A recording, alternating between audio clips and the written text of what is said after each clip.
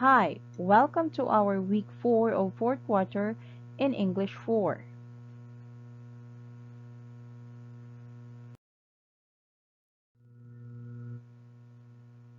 I am teacher Sherilyn T. Elizaga and I am going to discuss to you the topic about the feature of journalistic writing.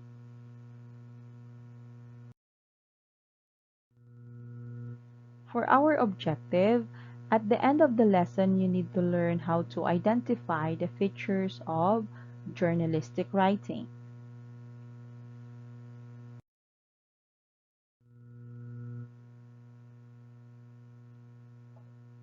Now let's proceed to let's understand. The question is, what is journalistic writing?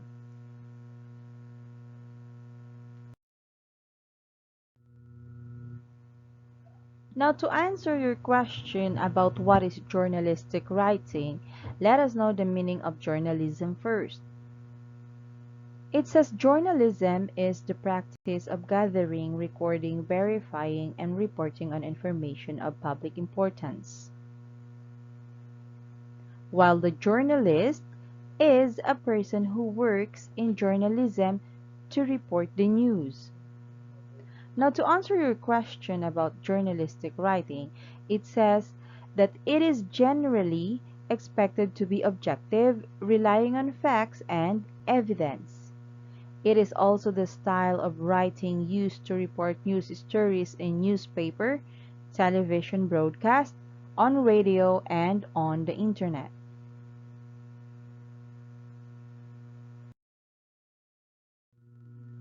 Now, let us discuss the features of journalistic writing. For the journalistic writing, we have the headline, introduction, and the paragraph. Now, for the headline, it says it should be catchy or grab the reader's attention. So, when we say headline, it has to be a well-written headline so it can entice readers to read the lead, which then will lead the reader into the rest of the story. So a vague and poorly written headline will send the reader to another story. So that's the importance of the headline. And also, when we say headline, usually it summarizes the lead. So readers can scan pages quickly, so headlines must feature newsworthy information. And now for the introduction, the first sentence underneath the headlines should give the reader more information on the story and sum up what it is going to be about. Now for the paragraphs, usually it is split into paragraphs to help the reader clearly understand the information on the story. So each new paragraph may be given a subheading. So those are the features of a journalistic writing.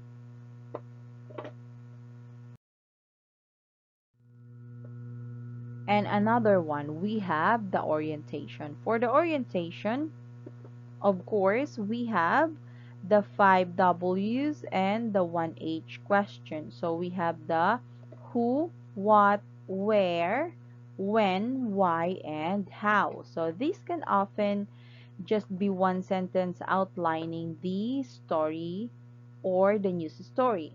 Now, under orientation, we have each paragraph is written in the past tense. So, because you are reporting on something that has already happened. So, it has to be in the past tense. Now, it should also be in third person because you are writing about somebody else. This means using the names of the people involved in the story or using the he or she, not the I or me, because you are already in the third person. Now, for the summing up, the final paragraph should sum up the news story.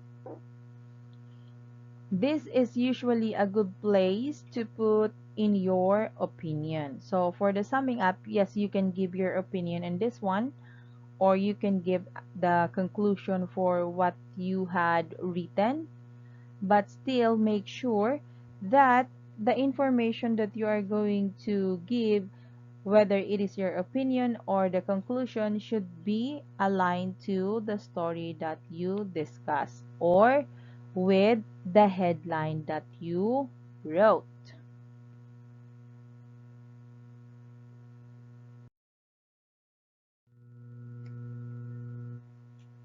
Now, here is an example of a journalistic report writing. So to give you a clearer view, we are going to discuss each part of this journalistic report writing. So this one, the headline, yes, that's the headline. The title is Seen but Not Heard. Now, according to the headline, it should be catchy or grab the reader's attention. Alright? Now, for the introduction, the first sentence should be underneath this one, under, right? Underneath the headline, and should give the reader more information on the story and sum up what it is going to be about. There you go. So that is the introduction.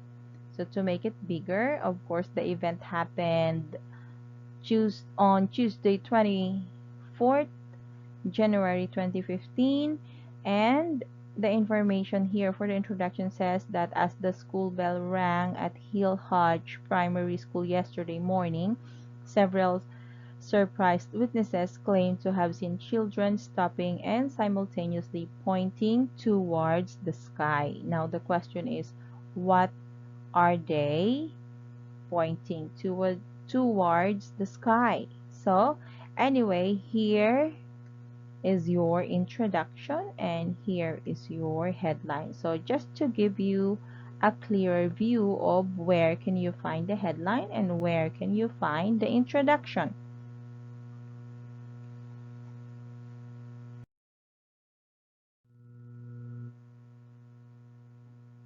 So here, let's continue the paragraphs.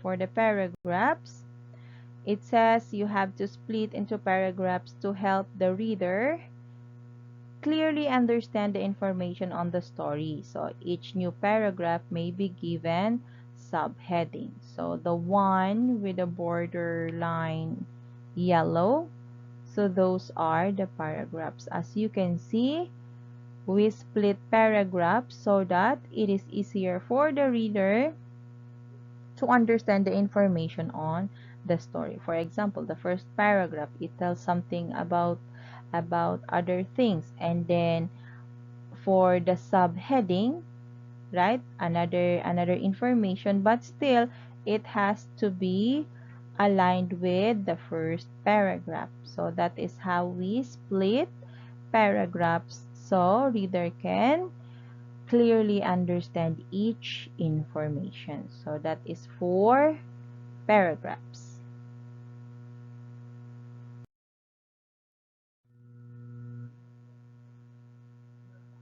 Now, another one, we have the orientation. For the orientation, it usually answers the question, the 5 W's and 1 H question. So this can often be one sentence outlining the news story. So for this one, the paragraph, it says the strange event. So it answers the questions what, and the other one, it answers the questions who, because it says here another teacher. So who's involved in the story? Who are the people involved? So it also answers the questions who. So there you can see or check. So what kind of 5 W's and H questions does each paragraph answered? All right. That's it for our orientation.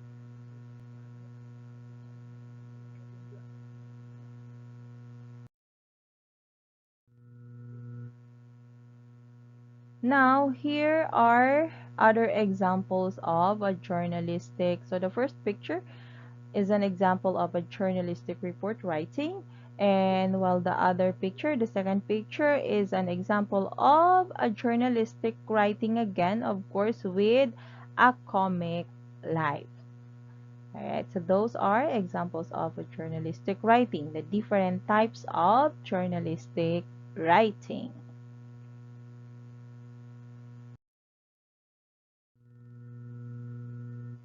Now for the let's apply direction, you are going to read the article and answer the questions in column A. So you are going to choose the letter of the correct answer in column B.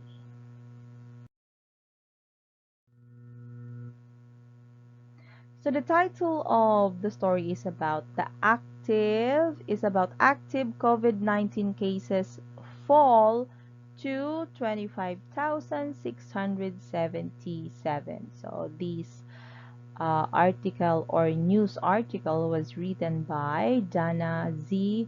Pazibugan. Okay, so she's the reporter, and the one who published this one is the Philippine Daily Inquirer. So here's the date, November 16, 2020, and it was published exactly at 5:36 a.m. So here, let's read Manila, Philippines. Active COVID-19 cases in the country fell to 25,677, the lowest since July 31, with the latest mass recovery of 11,290 mild or asymptomatic cases who have completed a 2-week quarantine. So the Department of Health, or the DOH, reported 1,530 new coronavirus cases on Sunday, the sixth straight day of fewer more than 2,000 daily cases, which brought to 407,838 the overall number of confirmed infections since the start of the outbreak. Under its time-based mass recovery protocol, the DOH said 374,329, or 91.8%, have already recovered, but total death rose to 7,832, or 1.89% of total cases, after 41 people were confirmed to have died of COVID-19, including 4 people previously tagged as recovered. This left 25,677 people, or 7.1%, still infected with the virus, the second lowest figure since the DOH began its weekly mass recovery on July 15. The country had 22,327 active cases as of July 30 and 26,153 as of July 31. Of the 25,677 active cases as of November 15, it has 1,437 people, or 5.6%, were in critical condition. The DOH said 21,183, or 82.5%, had mild symptoms. 2,156, or 8.4%, had no symptoms. 51, or 0.2%, had moderate symptoms or non-severe pneumonia, while 821, or 3.2%, have severe symptoms. Of the 1,530 new infections, so 90 were from Cavite, 84 from Rizal, 79 from Manila, 78 from Davao City, and 73 from Taguig City. The DOH said 9 testing laboratories did not submit their data on November 14 under the DOH mass recovery adjustments. Patients with mild or no symptoms are tagged as recovered after 14 days since the start of symptoms or the date of testing. So as a result, DOH reported recoveries spike weekly due to intensive dissemination of information and how to practice health protocols. So that's the news story about active COVID-19 cases that fall to 25,677. All right, so that was last November 16. year 2020?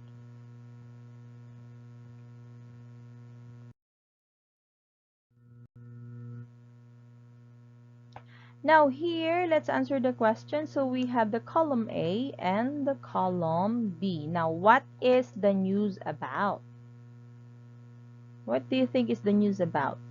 Is it A, about Manila, Philippines, B, November 16, 2020, letter C, active COVID-19 cases, and letter D, following health protocols, and letter E, Department of Health? So what's the news about? It is about, yes, it's letter C, the lowest active COVID-19 cases. Now for the number 2 question, who is monitoring the COVID cases?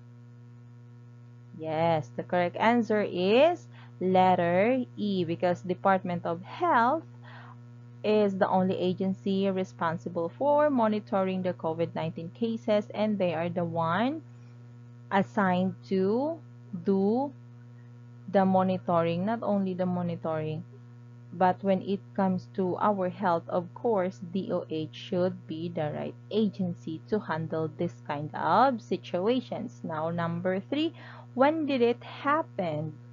So, of course, from the article or from the news, journalistic news writing, you can see that it happened last 16 2020. So the answer is letter B.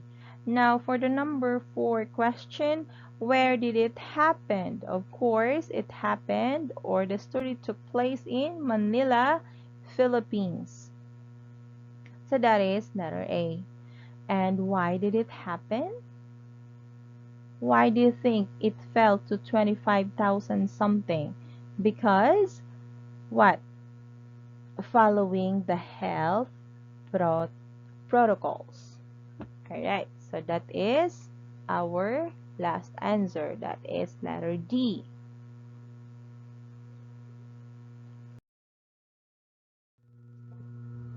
Now for the let's analyze direction, you're going to study again the article in Let's Apply and fill out the needed information that follows. So write your answer on the space provided. So you're going to have 5 points each. Okay. So for the headline, what's the headline? There. So the correct answer for the headline is active COVID-19 cases fall to 25,677. So it's very clear. That is the headline of the news article that we read. Now for the introduction, Manila, Philippines. Active COVID-19 cases in the country fell to 25,677, and the lowest since July 31, with the latest mass recovery of 11,290 mild or asymptomatic cases to have completed a 2-week quarantine. So that is for the introduction. If you're going to check again the article, it's in your module. So you can see that this one is written in, or you can find it in the introduction. Now for the sum up of the article, of course, you can have different answer for this one. So it depends on how you are going to summarize the article that you read, right? But of course, when you try to summarize, or you try to sum up the article or the story that you read, make sure that all important information are included in your summary. Okay, so please don't forget that one.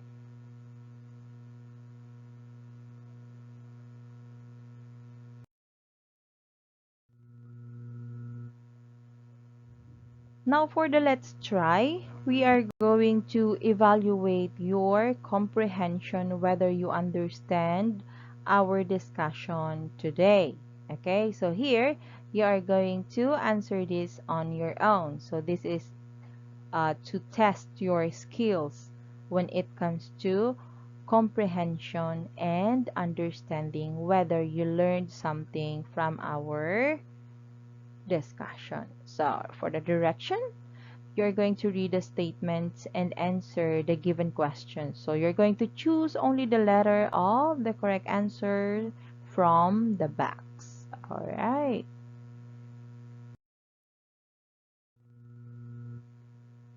Now here is the box for the choices. For letter A, you have the word headline, letter B, facts and evidence, letter C, summing up, letter D, orientation, letter E, present tense, and letter F, we have the past tense. Now I am going to read the questions for you. Now it's for you to decide what answer is the correct answer that you need to write on the blank. Alright? So, journalistic writing is generally expected to be objective, relying on. And for number 2, it is the feature of journalistic writing that catches readers' attention. So, what's the correct answer? You are going to base your answer here, whether A, B, C, D, E, or F. And for the number 3 question, what do we call its feature that answer the 5 W's and H1H questions? So, what's the correct answer? Is it A, B, C, D, E, or F? Now for your fourth question, the part in journalistic writing where a writer can put his opinion. So where do you think? What part of the journalistic writing? Is it headline? Is it summing up? Is it present tense? Letter B, facts and evidence. Letter D, orientation. Or the letter F, past tense. Now for the last question. The journalist should write his article in the blank form. Alright, so what form is that? Do you think it should be the headline, summing up, present tense, past tense, orientation, or the facts and evidence? So you're going to base your answer from this box where you can choose your answer. Alright, so that's all for this week. So I hope you learned something about our topic for this week, which is features of journalistic writing. Now,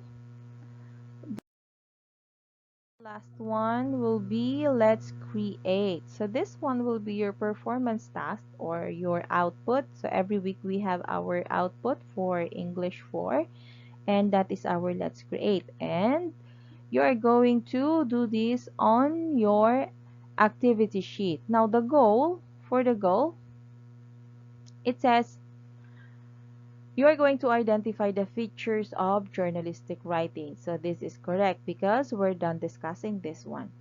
Now, your role will be the journalism writer. Now, your audience will be your parent and siblings. And here is the situation with the recent news. Vaccination against COVID-19 will be possible by February in the Philippines. So you are going to write a news which vaccine will be available. So follow the features of journalistic writing. Write your news story in a clean intermediate paper, but you're not going to do that on a clean intermediate paper, but instead, like what I said earlier, you're going to do this on your activity sheet, right? We have the correct format for that one. So you may research some facts in order to write a news article. So this one, it can be from the news article that you read, it can be from the newspaper that you buy every day, or it can be from the television that you watch, a news from television, or it can be a news also from the internet. So you can decide where you're going to get your article, all right? But make sure that it is related to this one about the vaccination against COVID-19. So anyway, as you may see, right, or as you may know, vaccines are already available now here in our city in Parañaque. So we have different vaccines, right? You can see it on the news every day. Like we have the Sinovac, AstraZeneca, Sputnik. What else? Uh, we have the Pfizer, but Pfizer is not yet available in the Philippines. And we also have Moderna. So those kinds of vaccines. Okay.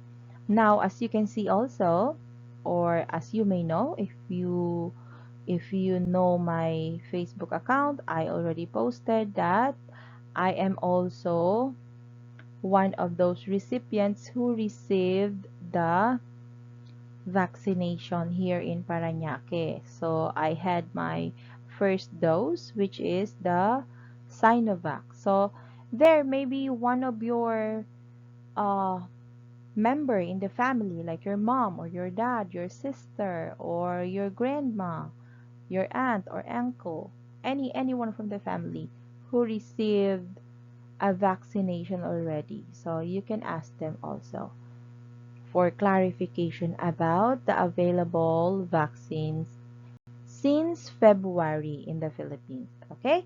So that's all for today. So I hope you learned something from our topic. So that's all.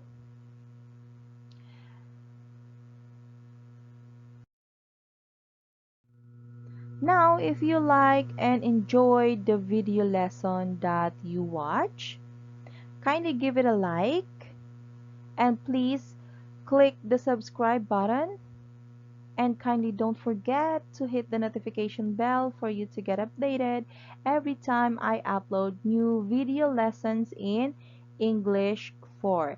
So I hope that I help you or this video lesson help you in answering your modules in English 4. So until here, see you next time.